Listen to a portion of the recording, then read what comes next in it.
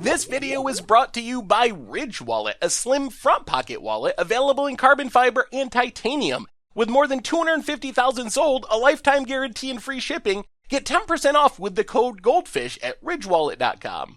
Hello everyone, it's Seth, probably better known as Saffron Olive, and it's time for another Instant Deck Tech. So as you know, Thursday means it's Fishbowl Thursday here in Instant Deck Tech land, and today we have a pretty spicy Pauper combo list to check out. This is Persistocrats, basically Pauper style, infinite damage, infinitely big creatures, self-sacrifice aristocrats deck, and it comes to us from PG Betters. So thank you so much to PG Betters for sending in a super cool deck. If you'd like your own deck considered for a future Fishbowl Thursday, make sure to leave that link in the comments, or you can email me at saffronolive@mtggoldfish.com. Anyway, let's talk some Persistocrats for Pauper. And to really understand this deck, we just gotta walk through the combo itself. So step one of the combo is our Persist creature, Safehold Elite. So Safehold Elite, a 2/2 for 2, however, it has Persist, which means if it would die, instead of staying dead, it comes back into play with a -1/-1 counter on it if it didn't already have a -1/-1 counter. So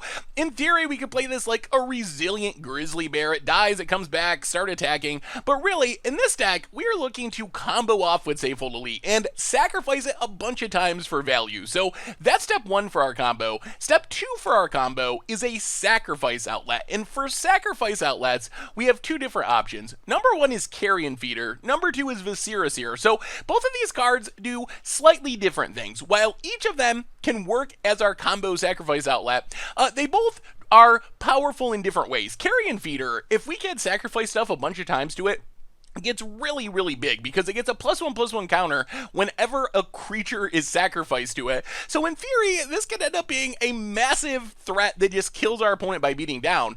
On the other hand, Viscera always just going to be a 1/1, but it allows us to scry 1 whenever we sacrifice a creature to it. So with Viscera, this allows us to dig through our deck and find whatever combo pieces we happen to be missing. So step 1, Persist creature. Step 2, sack outlet. Step 3 to go infinite is Ivy Lane Denizen. So Ivy Lane Denizen is this strange green 4-drop. You get a 2/3, which, not that good. The big deal is, whenever another green creature enters the battlefield under our control, we get to put a +1/+1 counter on target creature. So here's what happens in Magic, and it's not all that intuitive if you're just starting out, but in Magic, when a creature has both a +1/+1 counter and a -1/-1 counter, they basically just cancel each other out, and there's no counter. You can't have one of each counter on it. So the trick here is, if we can get down a Safehold Elite, get down an Ivy League Denizen, let's say we sacrifice Safehold Elite to our Viscera.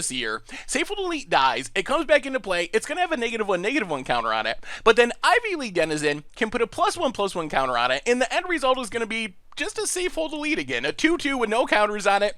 This means that we can sacrifice our Safehold Elite an infinite number of times, which, if we're using Carrion Feeder as our sacrifice outlet, means we get an infinitely big Carrion Feeder. Going to be 10 power, 20 power, 100 power, million power, and then Viscera just allows us to scry through our entire deck to find whatever combo piece we happen to be missing. So, in theory, with this combo, we can't just make the world's biggest Carrion Feeder, try to beat our opponent down, but we also have a way to just close out the game, which is especially sweet with Viscera scrying to find it, and that is Falkenrath Noble. So Falkenrath Noble is basically our version of Blood Artist. Whenever another creature dies, target player loses a life, we gain a life. So if we insert this into our combo, every time we sacrifice our Safehold Elite, we're draining our opponent for 1. So 20 sacrifices, and we just drain our opponent out of the game while gaining a bunch of life along the way. So that is the combo of the deck. That is the plan, and admittedly, it is a lot of pieces, which means our backup plan is pretty important. And our backup plan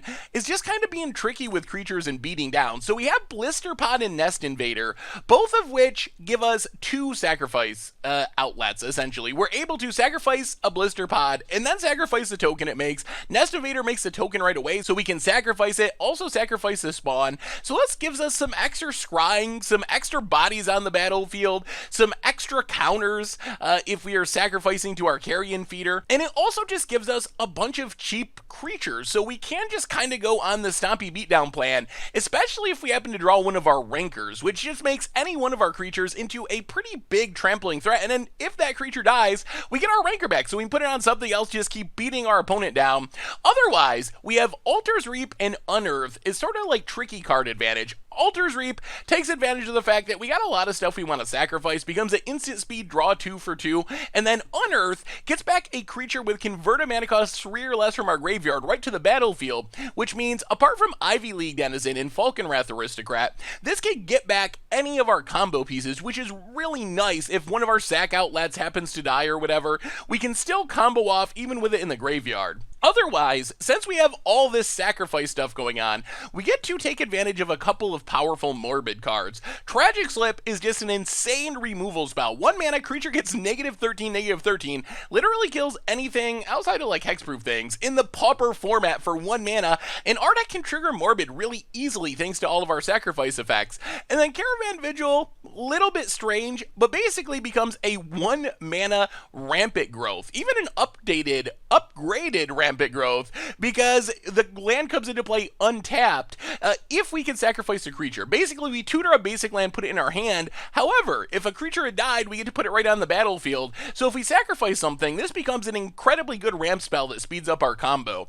So that's a basic plan of the deck. As far as the mana base, Colony Garden gives us a land that makes us a token for sacrifice synergies, a bunch of dual lands for fixing, some basic lands. In the sideboard, Innocent Blood and Aerial Volley give us a bit of removal. Aerial Volley, especially good against Delver decks with a bunch of small flyers. Duress and Augur of Skulls lets us attack our opponent's hand in more controlling matchups. Life Goes On to gain some life against aggro. Natural State to deal with artifacts, enchantments as long as they're cheap. And that is Persistocrats for Pauper. And as you can see, gotta point out, 20 bucks a paper, 2 takes on Magic Online. So even by Pauper standards, this deck is super cheap. And that is our Fishbowl Thursday instant deck tech for this week. So again, thank you to PG Betters for sending it in. And again, if you'd like your own deck considered for a future Fishbowl Thursday, leave me that link in the comments or email me, saffronolive@mtggoldfish.com. Thank you so much for watching. I hope you enjoyed the video, and I will talk to you soon. Thanks for watching the video. If you enjoyed it, help us out by clicking that like button down below. And to keep up on all the latest and greatest, click that subscribe button. And don't forget to hit that bell icon to get alerts whenever we have new videos. And if you want to, check out some of our other sweet videos here and here.